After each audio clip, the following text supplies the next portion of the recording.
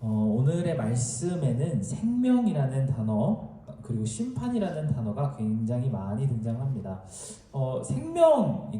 생명이라는 단어를 놓고 보면은 생명이라는 단어는 굉장히 특이합니다. 그리고 생명이라는 것이 너무 신기하죠. 저는 여러분 몇몇 분들이 아시다시피 처음 대학교로 들어갈 때 풀맨 메이저 의예과로 들어갔어요. 1학년 때는 General Biology 일반 생물학을 배웠는데 또 제가 다녔던 학교가 나름 크리스천 학교라 진화론을 배우면서 또 동시에 창조론을 같이 배웁니다. 그래서 당연히 창조론이 더 맞다라는 식으로 이제 배웠었거든요. 정말 재밌게 배웠고 지금까지도 제가 창세기 1장을 믿는 이유가 그때 들었던 그 교수님이 왜 진화론보다 창조론이 훨씬 더 과학적이고 논리적인지를 설명해 주신 그 시간 때문에 아직까지도 저의 그 세계관의 영향을, 월드뷰의 영향을 그렇게 받고 있는 것 같아요. 그 중에 마음속에 가장 저에게 큰 확실한 증거가 된 것이 있다면 생명의 근원에 대한 것입니다. 뭐 이런 내용들을 많이 들어봤어요. 저는 원시 지구에 처음 지구가 막 만들어졌을 때 높은 막 산소 포화도랑 막 탄소들이 막 공중에 떠다니고 번개 막 치고 그러면서 생물이 만들어질 때 가장 핵심적인 요소들인 어떤 그 몰레큘들이 만들어졌다는 그런 이야기들을 들었습니다. 막 아미노산도 만들어지고 단백질도 만들어지고 여러 가지 화학 공식도 막 외우고 그랬던 기억이 납니다만 그렇게 생화학적인 물질들을 아무리 뭉쳐놓고 수억 년을 기다려본들 생명이 갑자기 생겨나진 않습니다. 모든 생명들은 이전에 있던 다른 어떤 생명체들로부터 유전자와 함께 이 라이프라고 하는 기운을 이어받습니다. 마치 불이 켜진 촛불이 다음 촛불에게 불을 붙이듯이 그런 식으로만 생명이 이어지게 되어 있죠. 그렇다면 지금 지구상에 있는 모든 생명체의 조상의 모든 조상을 거듭해서 올라가 보면 가장 먼저 생겨난 생물이 그 죽은 물질이 아니고 어떠한 활동이라도 할 수 있는 그 기운을 가진 생명을 가지고 있는 그것은 어떻게 태어났을까요? 과학적으로도 현대 전혀 이해도 할 수 없는 그 생명이라고 하는 라이프라고 하는 그 힘을 그 기운을 어떻게 얻게 되었을까요? 고대 천학자들은 자연 발생설을 믿었다고 해요. 과일이나 음식물 찌꺼기나 그런 것들을 그냥 두면은 우에서 유가 이렇게 창조되듯이 벌레가 발생을 한다고 믿었다고 합니다. 그런데 이후에 어떤 과학자, 우리가 잘 아는 파스테르라고 하는 우리 우유 그 브랜드가 아니고요. 파스테르라고 하는 과학자가 실험실에서 비커 안에다 막 팔팔 끓인 어떤 과일 조가리들을 넣어놓고 언제 이게 생기는지, 벌레가 생기는지를 관찰을 해보았다고 합니다. 당연히 벌레가 생기지 않았습니다. 그래서 생물은 자연 발생하지 않는다라는 사실을 판명을 했다고 합니다. 그리고 나서 지금까지 거의 200년이 흐르는 시간 동안에 과학은 아직도 어떻게 그런 문자 구조가 발생을 하는지만 얘기를 했지 이 생명이라고 하는 기운에 대해서는 밝혀낸 게 없다고 합니다. 제가 과학적인 지식이 그렇게 뚜렷하지 못해서 그럴 수도 있어요. 여기 제가 이 얘기를 할 때 제가 되게 조심스럽게 생각하는 분들이 계시거든요. 널스도 계시고 닥터가 오늘은 저기 한 분 그 검한의 한 분 계시고 이렇게 바이올로지에 대해서 저보다 더 잘 아시는 분들이 계시기 때문에 되게 조심스럽게 얘기를 해야 되는 것이지만 아직 제가 열심히 찾아봐도 생명이라는 것의 근원이 무엇인지 거기에 대해서 이해할 수 있는 어떠한 과학적인 증명에 대한 자료가 나오지 않습니다. 성경은 이 생명에 대해서, 이 생명의 기운에 대해서 인간을 만드실 때 하나님이 하고 숨을 불어넣어서 거기에서부터 생명이 왔다고 설명을 합니다. 모든 세상과 생물체들을 그 안에서 만드셨는데, 말씀으로 만드셨는데 사람만큼은 흙을 빚어서 코에다가 숨을 이렇게 후 하고 불어넣으셔서 만드셨다고 합니다. 히브리어로 이 숨이라는 단어는 네페시라고 하는 단어인데 영혼이라는 뜻도 있고 바람이라는 뜻도 있고 숨이라는 뜻도 있고 생명이라는 단어의 뜻으로 사용되기도 한다고 합니다. 그러니까 우리 코에 하나님이 가지고 계셨던 생명을 후 하고 불어넣어서 살게 만드셨다는 그런 설명을 합니다. 그리고 이 관찰된 적이 한 번도 없는 이 생명이 죽었다가 다시 살아나는 것은 과학에서는 한 번도 발견되지 않았지만 성경에서는 죽었던 사람이 거의 고깃덩어리와 같은 시체가 되었다가 다시 하나님의 능력으로 말미암아 살아난다는 그런 스토리는 교회사에서도 그렇고 성경에서도 그렇고 굉장히 자주 여러 번 등장을 합니다. 그래서 저는 사실 생명의 하나님의 기원설이 더 과학적이라고 생각합니다. 물론 이게 더 성경적이고 종교적이고 미티컬하다고 생각하시는 분들이 있겠지만 관찰을 했잖아요, 우리가.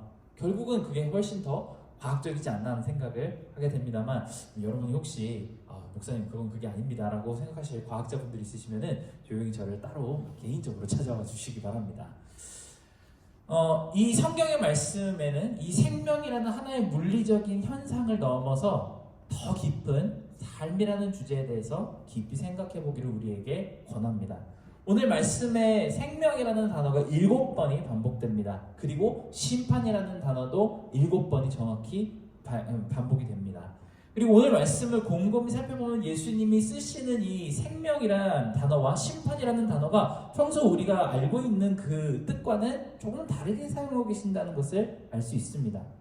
우리는 심판이라고 하면 누군가가 뭔가를 잘못했을 때 아주 치밀하게 공정하게 그 잘못을 재어서 그에 합당한 벌을 주는 것을 심판이라고 합니다. 작은 물건을 훔친 죄는 딱 그 정도의 벌을 받게 하고 누군가를 죽이거나 엄청나게 큰 피해를 준 그 사람에게는 더 큰 벌을 줘서 아주 서퍼하게 만드는 것을 우리는 심판이라고 알고 있습니다. 오늘 아침에도 뉴스에 보니까 이스라엘의 가자 지구에 막 폭탄 로켓이 날라오고 거의 300명에 달하는 사람들이 500명 죽은 사람들 캐주얼티만 세보면 그렇다고 합니다. 먼저 하마스라는 데서 로켓을 쐈고 그래서 복수를 하려고 아주 공정하게 또 로켓을 다시 쏘고 그래서 여러 사람이 죽거나 다쳤는데 그 양측 다 이상한 단어를 써요. 심판이라는 단어를 씁니다. 우리는 알라신의 심판으로 저 사람들을 벌한다고 하고 또 이스라엘 사람들은 여호와의 심판으로 저 사람들을 벌한다고 합니다. 우리는 이런 개념을 볼 때 자기가 당한 만큼을 돌려주는 것을 심판이라고 하죠. 근데 오늘 예수님께서 하시는 말씀의 심판은 무언가가 의미가 다릅니다. 이 심판은 벌을 주는 것을 넘어서서 하나님이 원하는 사람에게 생명을 주는 것이 심판이라고 말씀을 하십니다. 이것은 그냥 종교적으로만 생각하면 그런가 보다 하지만 개념적으로 찬찬히 따져보면 말이 안 되는 것들 투성입니다. 지금 이 말씀을 하시는 이유가 왜 안식일 날 아픈 사람을 치유했느냐는 질문에 대답하는 중이십니다. 왜 죽은 자를 살렸느냐는 질문에 대답하고 계시지 않습니다. 그래서 무언가 뜬금없는 좀 맥락에 맞지 않는 해석을 예수님께서 하고 계시는 중이죠.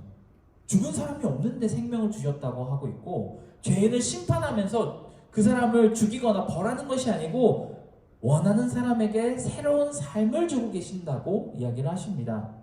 그리고 이 심판은 하나님의 뜻에 따라 내린 결과이기 때문에 완전히 fair하고 공정하며 그 결과로 인해 모든 사람이 하나님 정말 공평하시고 존중하게 할 의도와 목적이 있다고 그렇게 말을 하십니다.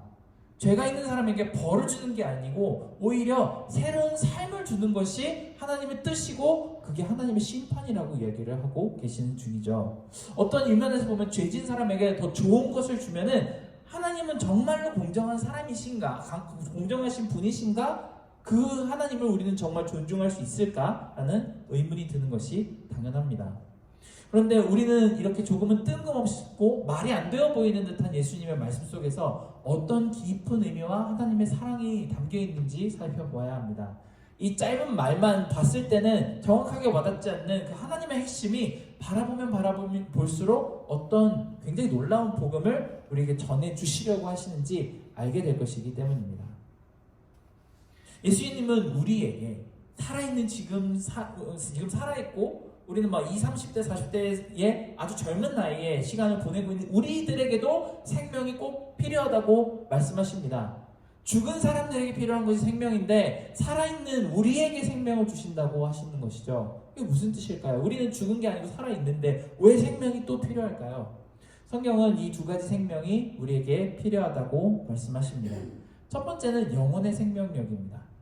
예수님 보시기에는 몸이 살아있고 생명을 가지고 그렇게 신진대사를 해가면서 살아가고 있어도 영혼이 죽어있는 사람들이 너무나도 많다고 생각하셨기 때문입니다. 숨 쉬고 있고 밥 먹고 잠자고 화장실 가고 그렇게 살고 있어도 그건 살아있는 게 아닌 죽은 것과 다름없는 그런 불쌍한 사람들이 너무나도 많았던 것이죠. 이 예수님의 시점에서 방금 전에 만났던 38년 된 병자가 딱 좋은 예입니다. 분명히 살아있습니다.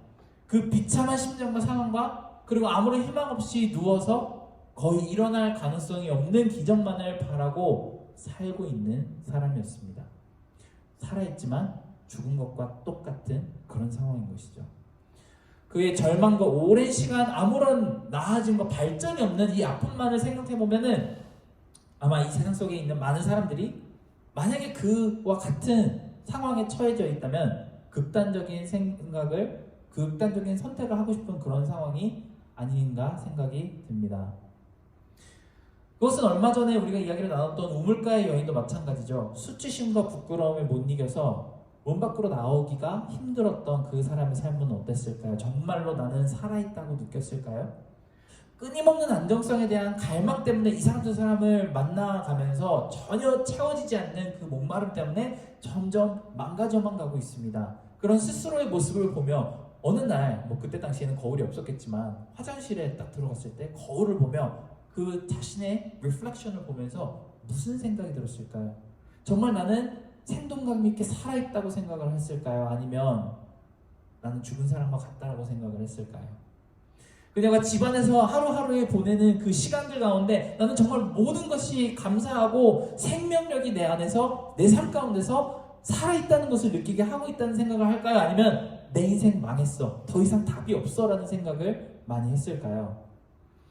우리 이 시대의 삶도 마찬가지입니다. 나날이 삶이 더 편해져 가고 있죠. 그 편함으로 인해 생겨나는 복잡성은 그만큼이나 더 높아져만 갑니다. 우리의 우울증도 더 심하게 높아져 가는 것이 보입니다. 저는 보스턴 살 때 한 번은 반지하에 사는 적이 있었어요. 반지하에 살았었는데 그 위층에 집주인이 되시는 권사님이 사셨는데 그 권사님은 정신병원에서 아주 오랫동안 수간호사로 근무를 하셨습니다. 그리고 언젠가 한번 제가 전도사라는 것을 알고 나서 이런 얘기를 하신 적이 있어요. 너무 바쁘다고. 요즘 환자가 너무 많아서 너무 바쁘고 너무 힘이 든다고 하십니다. 특히 보스턴에는 정말 너무나도 유명한 대학교를 나오신 천재들이 많은데 그 권사님 말씀으로는 이 사람이 너무 똑똑해서 미친 것 같다는 생각을 할 정도로 그런 사람들이 많다고 합니다. 정말 교육도 많이 받았고 그걸로 인해 돈도 많이 벌고 남들이 부러워할 만한 모든 것을 가지고 왜 그렇게 우울해하고 자신의 삶을 감당하지 못해서 정신이 병들어 죽어가는 것일까? 왜 정신병동에 끌려오는 사람들은 거의 그렇대요. 자기 스스로를 너무나도 심하게 해쳐서 자살 시도를 하거나 아니면 자해를 하거나 그게 너무나도 심해서 일단 그 사람의 물리적 치료와 정신적인 치료를 병행해야 될 정도로 그런 사람들이 많다고 합니다. 그런 사람들이 한 번씩 끌려올 때 피투성이가 되어서 죽어가고 있는 모습을 가지고 오면은 치료를 해주면은 왜 자기 살렸나고 그렇게 얘기하는 빠지는 사람이 그렇게 많다고 합니다. 그런 사람들을 하루 종일 보다가 우리 권사님이 집에 돌아오시면은 너무나도 마음이 힘들어서 종종 아무것도 안 하고 그냥 누워있고 싶으신 때가 많다는 말씀도 하십니다. 이렇듯 사실 우리 삶에 많은 사람들이 살아는 있는데 몸은 살아있는데 죽은 것과도 같은 삶을 사는 사람들이 참 많습니다. 예수님 보시기에는 하나님께서 정말로 귀한 삶을 주셨습니다. 이 세상 어떤 피조물에게도 주지 않았던 하나님의 숨결을 후 하고 불어 넣어 주셨는데 그런 찬스를 가지고도 죽은 것과도 같은 삶을 살고 있는 사람들이 너무나도 많았고 너무나 안타까워 보이셨던 것이죠. 그래서 살아있지만 생명력이 없고 희망도 소망도 없는 사람들, 이 귀한 생명이라는 한 번밖에 없는 신비스러운 그 자원을 그저 낭비하고 있는 그 사람들에게 진짜 생명을 주고 싶으셨던 하나님의 마음을 알고 그 일을 위해서 예수님께서 이 땅에 오셨다고 선포하십니다. 심지어 이 말을 듣고 있는 아주 자기 스스로는 너무나도 잘 살고 있다고 생각하는 바리새인들을 향해서 예수님은 무덤 같다고도 얘기를 하십니다. 자기들이 죽은 것 같다고 알고 있는 사람들보다 차라리 자신들이 생명력이 없는지도 모르고 거만하게 사는 사람들이 더 못하다고 생각을 하신 것이겠죠. 여러분은 어떠세요? 하루하루의 삶을 살아가면서 나는 진짜 살아있다. 나는 정말 내가 살아서 운동하고 있고 내 삶이 어떤 목적을 향해 정말 액티브하게 다가가고 있다라는 그런 충만감을 가지고 살아 계시나요? 아니면 왜 흐르는 물에다가 그냥 나뭇가지 하나를 집어 던져 놓으면은 그냥 이렇게 쓸려서 저 아래까지 아무 저항 없이 그냥 내려가는 것처럼 그렇게 내 삶이 떠내려가듯이 살고 있다고 생각이 드시나요? 어떤 기쁨과 뚜렷한 목적성을 가지고 고난과 어려움 속에서도 힘차게 물살을 뚫고 올라가는 그런 물고기처럼 살고 있는지, 아니면은 그저 그 자리에 심겨져 있으니까 씨가 거기에 떨어져서 그냥 비가 떨어졌고 햇빛이 내려쬐이니까 그렇게 자라서 살고 있는 그런 식물처럼 살고 있나요? 비극적으로 인생을 보는 한 철학자가 이렇게 얘기합니다. 누군가가 태어나는 것은 죽음을 향해 달려가는 시작하는 것. 저희 조카 딸이, 저희 아들 두밖에 없으니까 조카 딸이 태어났어요. 이게 픽처를 이렇게 보여줬는데 너무 이쁩니다. 이게 조카 딸이라고 저희가 처음 이제 얻어본 그 딸 아이인데 이게 막 한국에 빨리 가서 이 아기를 좀 안아보고 싶은 생각이 딱 들었습니다. 근데 이 아이를 보면서 누군가가 야, 너는 이제 하루하루 죽음을 향해 다가가고 있다 라고 얘기를 하면 정말 기분이 굉장히 안 좋겠죠. 그런 우리의 삶 가운데 생명력이 느껴지지 않는다면, 우리가 살고 있는 것이 그냥 떠밀려가는 것과도 같은 그런 삶이라면 예수님께 우리의 삶을 바라보시는 예수님에게 우리는 무엇을 대답할 수 있을까요? 예수님은 생명을 그런 사람들에게 주러 오셨다고 합니다. 예수님께서 생명을 주셨다고 한 사람들을 한번 살펴봤으면 좋겠습니다. 죽은 것 같았지만 하나님께서 예수님을 통해서 삶의 생명력을 다시 한번 불어넣어 주신 그 사람들이 겪은 기쁨과 삶의 체험을 다시 한번 살펴보기를 원합니다. 우리가 처음에 살펴본 나다나엘이라고 하는 사람이 있습니다. 그 사람은 이전까지 그냥 무화과 나무 밑에서 하나님이 오실 때까지 기도만 하고 있던 사람인데, 하나님의 아들을 만난 그 기쁨 때문에 이전까지에 있었던 모든 삶을 그냥 다 내버려 두고 예수님을 따라가기 시작했습니다. 예수님이 돌아가시고 승천하시고 이후에도 나다나엘은 예수님을 향한 삶을 살아가기 시작했죠. 우물가의 여인은 어떻게 변했나요? 이제 더 이상 숨지 않습니다.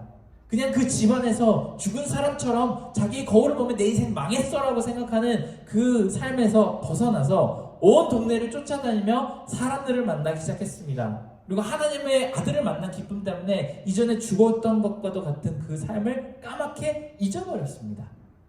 지난주에 얘기를 나누었던 38년 된 병자도 그렇죠. 그저 누워서 아무것도 할 수 없었던 삶을 끝내고 걷고 뛰며 찬양하고 하나님의 영광을 다른 사람들에게 전하기 시작했습니다. 그 전에 비참하고 갈급하던 그 삶과는 완전히 달라진 모습으로 나는 진짜 생명을 얻게 되었다고 다른 사람들에게 당당하게 전하는 그런 삶을 살게 된 것이죠. 한번 생각해 보시기 바랍니다. 이 사람들은 진짜 하나님의 아들이신 예수 그리스도를 인격적으로 만났습니다.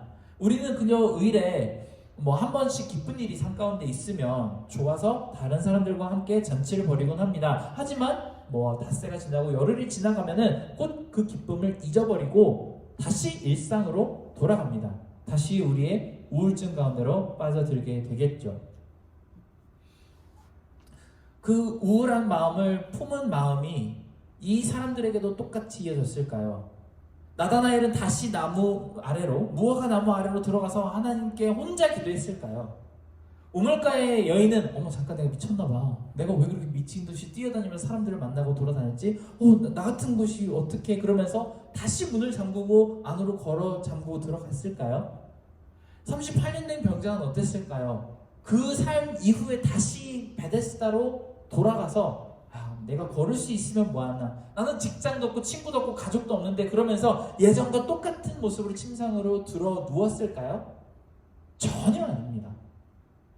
그들의 삶은 우리는 요한복음에 더 이상 기록되어 있지 않지만 그렇게 예수님께 새로운 삶을 받은 사람들은 그 전과의 죽음과도 같았던 그 삶을 다 없애버리고 잊어버리고 이제는 새롭게 돌아다니며 열심히 하나님의 영광이 어떻게 자신의 삶을 새롭게 만들었는지에 대해서 전하고 기뻐하며 완전히 새로운 삶을 살았을 것입니다.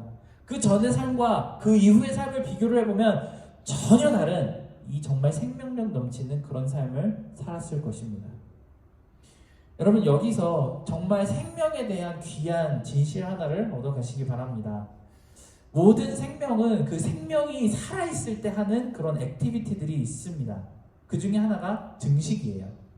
아이를 낳던, 세포 분열을 하던, 포자를 버섯 같은 애들이 퍼뜨리던 그냥 그 개체가 죽는 것으로 끝나지 않습니다. 생물학을 공부를 해보면 모든 생명의 가장 기본적인 펑션이 호흡하고, 브리딩하고, 소화하고, 뭔가를 먹고, 그리고 증식하는 것을 이야기합니다. 여러분의 생명은, 여러분의 영혼은 생명력이 있다고 하실 수 있는지 살펴보시기 바랍니다. 그것을 가장 잘 알 수 있는 방법이 내 영혼은 호흡하고 소화를 하고 증식하고 있는지를 살펴보면 됩니다. 내가 하나님께 기도한 가운데 호흡을 유지하고 있는지, 말씀을 먹고 있는지, 그리고 여러분이 가지고 있는 그 복음을 증식하고 있는지를 살펴보면 여러분의 인생에 그 여러분의 영혼이 살아있는지 죽어있는지 정확하게 알 수 있습니다.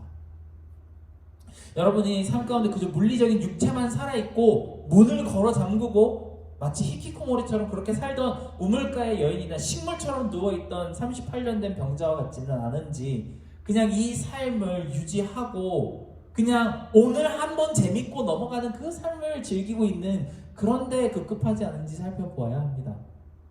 그래서 여러분이 영혼이 살아있는지, 실상은 죽은 것이 아닌지 인지해야만 합니다. 그런 영혼이 죽은 사람들에게 예수님께서 생명을 주시기 위해서 오셨다고, 그리고 그것이 하나님께서 간절히 원하시는 것이라고 오늘 말씀을 통해서 우리에게 말씀하십니다. 그리고 이것을 심판이라고 합니다. 하나님이 원하시는 사람, 예수님이 원하시는 사람에게 생명을 주고 다시 한번 일어나서 이전과는 같지 않은 완전히 새롭고 훨씬 더 에너제틱한 그 삶을 살게 하는 것을 심판이라고 부르십니다. 왜 이걸 심판이라고 하실까요? 바로 죄 많고 문제가 많은 우리 모든 사람들의 어둠을 다 가져가서 예수님이 해결하실 것이기 때문에 그것을 심판이라고 합니다. 어떤 사람들은 이것이 unfair하다고 생각할 수도 있겠죠. 사실 그런데 우리는 공정하다 공정하지 못하다를 논할 자격이 없습니다. 그것을 공정하다, 페어하다, 하나님께서 그렇게 하시는 것이, 아니면 하나님께서 어떤 사람들에게는 생명을 주지 않고 그냥 멸망하게 놔두는 것이 하나님이 옳다 그르다를 판단할 수 있는 자격이 우리에게 없습니다. 하나님을 판단하려면 하나님보다 훨씬 더 의롭고 라이처스한 사람들만이 할 수 있는 것이기 때문에 그렇습니다. 죄를 지어서 날마다 죽은 것과도 같은 삶을 사는 사람들에게는 하나님께 그것을 페어하다, 언페어하다고 얘기할 수 있는 자격이 없는 대신 그저 우리는 달라고 구할 뿐이죠. 죄 때문에 하루하루 죽음이 다가오는 이 사형수들에게 그 벌을 내가 대신 받을 테니 너는 자유롭게 다시는 죄를 짓지 말고 행복하고 선한 삶을 향해 가라라고 한다면 그저 Thank you very much, 감사하다고 말씀드리며 그 삶을 살아갈 수밖에 없는 그 사람들이 바로 우리입니다. 이 말씀을 안식일에 하셨습니다. 이스라엘 사람들이 생각하는 안식일은 거룩하게 지켜야 하기 때문에 제사를 드리고 경전을 읽지만 죽어가는 사람, 곤경에 빠져있는 사람을 돌아보지 못할 만큼 아주 편협하고 정말 옳지 못한 그런 안식이었습니다. 안식일에는 쉬어야죠. 근데 이런 안식일에 누가 편안하게 쉴 수 있을까요? 그저 더 큰 스트레스만 받을 뿐입니다. 더 삶보다는 죽음으로 달려가는 그런 안식일이 되겠죠. 근데 안식일에 대한 또 다른 잘못된 편견이 하나가 있습니다. 내가, 내 몸이 편안하게 쉬는 것을 안식이라고 생각하는 것입니다. 집에서 맛있는 걸 먹으면서 넷플릭스를 틀고 내 육신의 요구가 원하는 것을 채우는 것이 안식이라고 생각하는 것입니다. 아주 육체적인 쉼을 말하는 것이죠. 근데 그걸로 우리는 새로운 힘을 얻지는 않습니다. 그 순간 즐길 뿐이죠. 여러분들도 혹시 길게 베케이션을 갔다 와보신 적이 있지 않으신가요? 정말 막 휴양지에 피나콜라다 이런 거 마시면서 막 이렇게 해변 같은 데서 이렇게 쫙 앉아 있다가 한 일주일 만에 되돌아오면 그 다음날 일을 너무 하러 가고 싶죠. 그럴 리가요. 정말 일하러 가기 싫습니다. 저도 최근에 그렇게 한번 휴가를 즐기고 정말 아무것도 안 했거든요. 드라마만 보다가 그 다음날 난 이제 충만하게 내 에너지가 삶에서 채워졌어 라고 생각을 하고 이제부터 열심히 일해야지, 그렇게 갔을까요? 그렇지 않습니다. 우리 모두는 잘 알고 있죠. 그렇게 육신적으로만 쉬었을 때 그 다음에 더 열심히 일할 힘을 얻지 않습니다. 더 하기 싫어지는 것이죠. 하나님께서 우리에게 주시는 안식은 그것과는 완전히 다른 개념을 가지고 있습니다. 하나님께서, 예수님께서 전하고 싶으셨던 안식은 바로 누가복음에서 직접 예수님께서 하신 말씀 속에 담겨 있습니다. 누가복음에는 선지자 이사야의 글을 보면서 이렇게 말씀하시는 부분이 있습니다. 주의 성령이 내게 임하셨으니 이는 가난한 자에게 복음을 전하게 하시려고 내게 기름을 부으시고 나를 보내사 포로된 자에게 자유를, 눈먼 자에게 다시 보게 함을 전파하며 눌린 자를 자유롭게 하고 주의 은혜의 해를 전파하게 하려 하심이라 하였더라.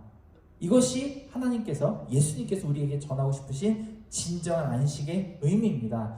안식을 했으면 우리가 그 에너지를 가지고 더 힘차게 나아갈 수 있는 힘을 받아야 되는 것이죠. 하나님은 그렇게, 예수님께서는 그렇게 해석하십니다. 우리가 가지고 있었던 문제로부터 해방이 되고 우리가 아픔으로부터 노임을 얻게 되어서 이제는 다시 가난한 자에게 복음을 전하게 하시는 것이 안식이라고 이야기를 합니다.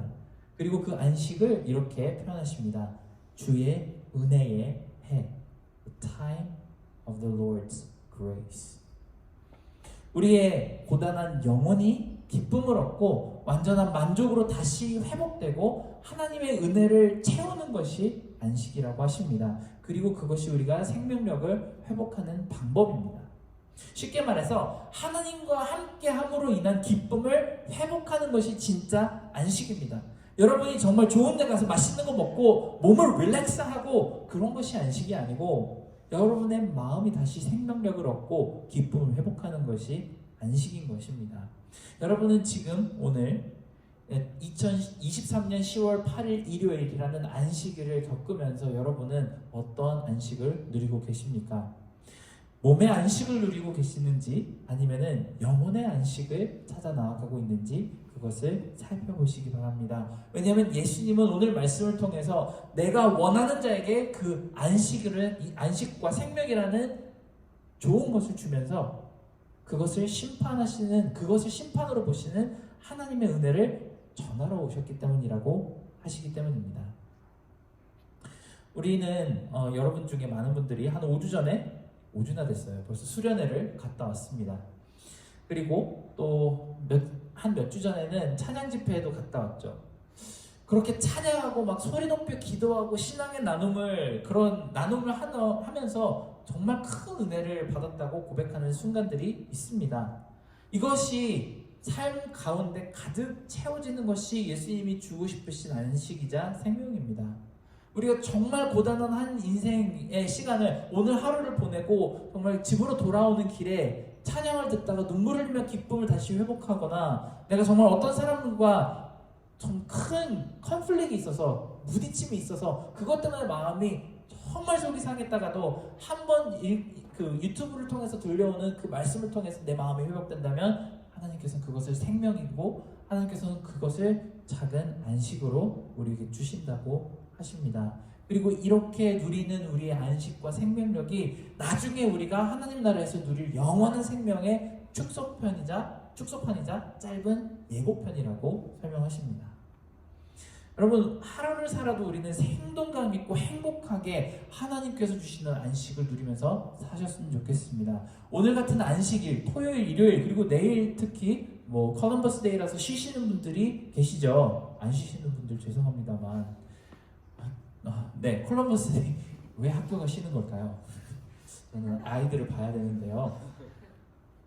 쉬는 날에 우리가 몸이 쉬는 것으로 채워지는 것보다 하나님으로 인해서 채워지는 것을 더 기뻐하시는 그런 생활의 삶들이 있었으면 좋겠습니다.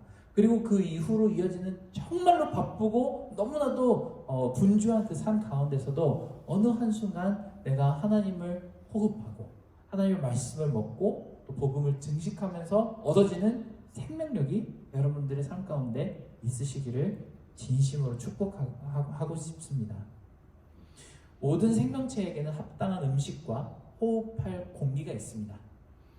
그것을 인테이크하지 않으면 점점 더 빨리 죽음에 가까워지는 것처럼 우리 영혼이 하나님이 아닌 다른 것으로 생기를 느껴보려고 한다면 더 빨리 죽음으로 다가갈 것입니다. 하지만 하나님이 주시는 생명은 우리를 훨씬 더 빛나는 활기찬 가운데로 우리를 인도하실 것이라고 생각합니다.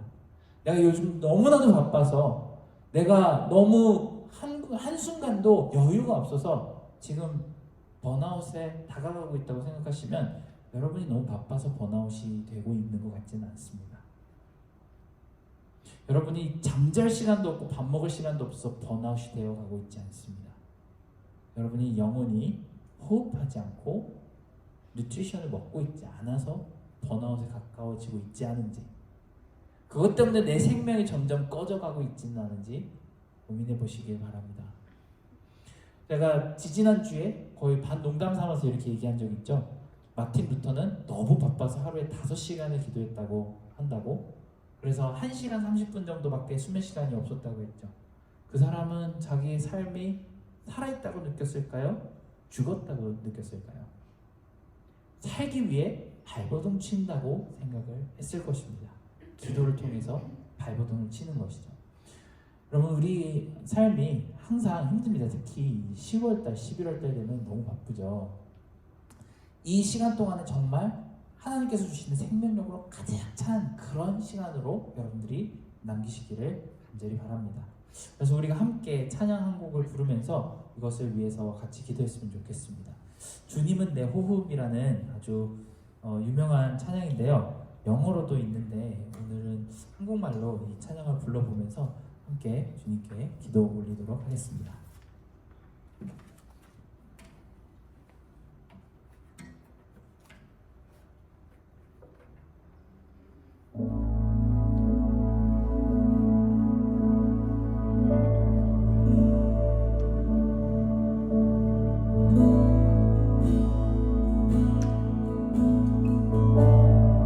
주님은 내 호흡,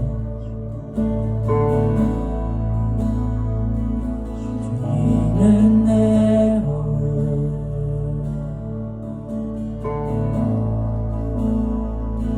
주님은 내 호흡,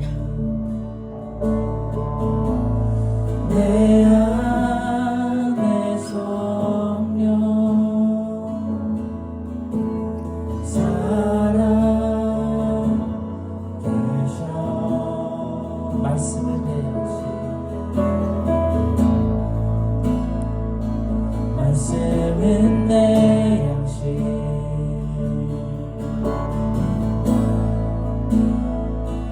말씀은 내 양식,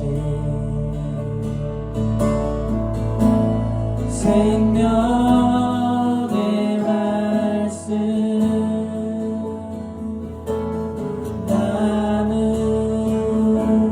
나누시네.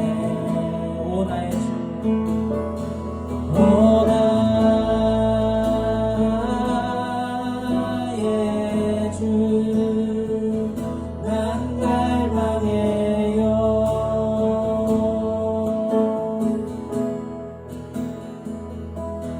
오 주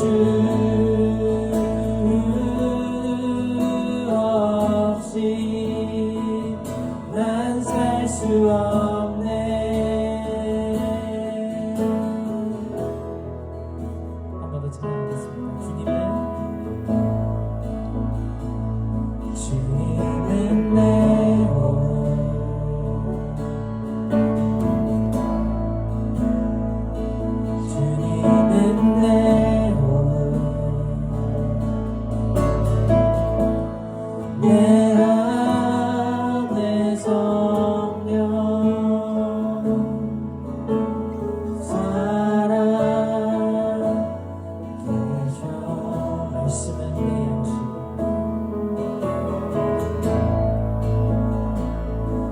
말씀은 내 양식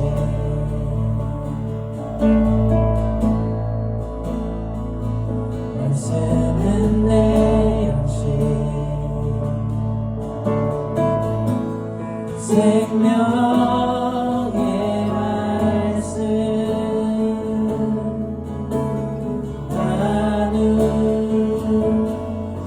나누시네 오 나의 주 오 나의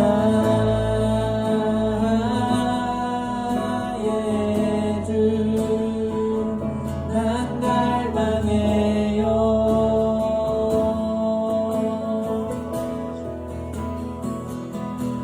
오 주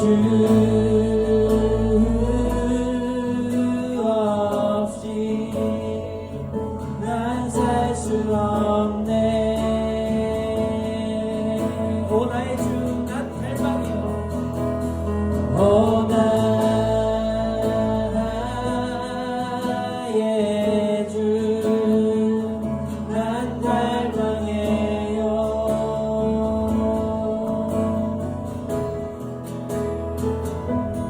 오 주 없이 난 살 수 없네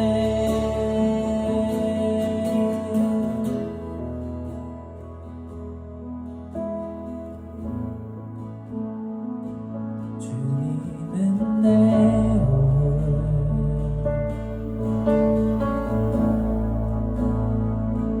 주님은 내 호흡 주님은 내 호흡 주님은 내 호흡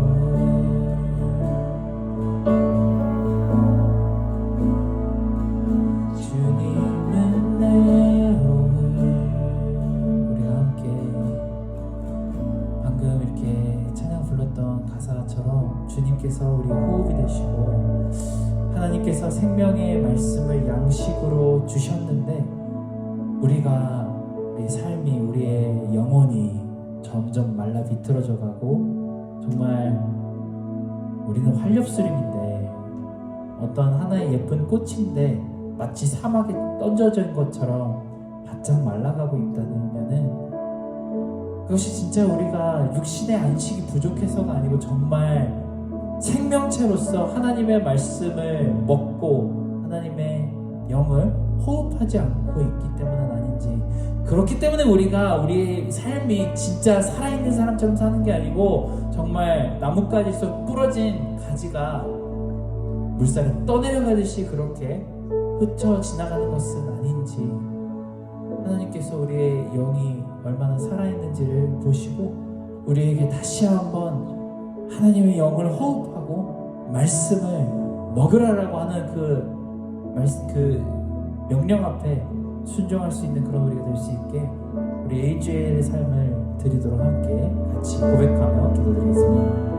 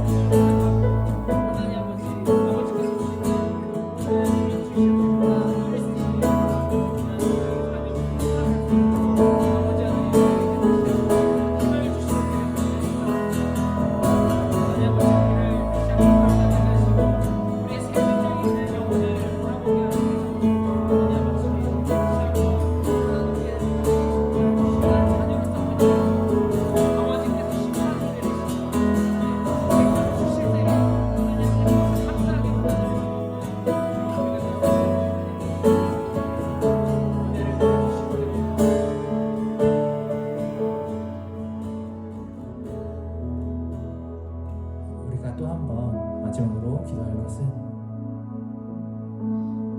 우리의 생명이 정말 꺼져감에도 불구하고 우리의 영혼이 말라 비틀어짐에도 불구하고 우리는 정말 우리가 더 쉽게 빠르게 그리고 정말 영양가 없이 얻어지는 그런 육신의 안식만으로 우리가 다시 되살아나려고 하고 있진 않은지, 맛있는 것을 먹고 그저 또 의미 없는 시간을 스크린 앞에서 보내며 정말 아무런 우리 영혼에 도움될 것 없는 그런 컨텐츠들로 우리가 안식을 누리려고 하고 있다면 정말 그 자리에서 떠나서 다시 한번 마음을 결단하고 하나님을 찬양하는 자리, 하나님의 말씀을 듣는 자리, 그리고 하나님께 진심의 마음을 올려드리는 기도 자리로 우리를 다시 한번 이끌어 주시기를 함께 기도하기를 원합니다. 함께 기도하겠습니다.